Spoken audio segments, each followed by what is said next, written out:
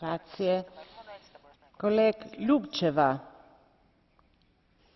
Благодаря, госпожо председател. Подкрепих доклада, защото споделям неговите идеи. Мисля, че такъв дебат трябва да се състои във всички национални парламенти, защото по принцип образованието е национална политика.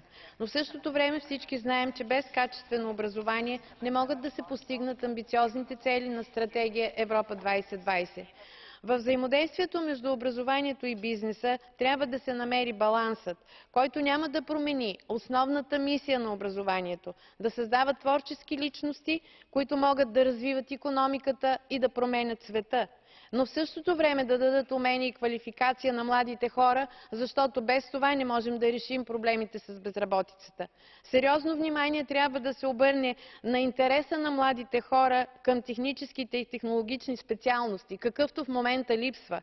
Ние следва да ги направим по-атрактивни, да подкрепим финансово тези специалности, независимо от тяхната трудност. Не на последно място трябва да мотивираме младите хора да навлязат в учителската професия. Не само да говорим колко е важна ролята на учителите и преподавателите в университетите и в училищата, ако направим преподавателската професия перспективна и по-добре платена. Благодаря. Thank you. Vicepresidente Angelilli.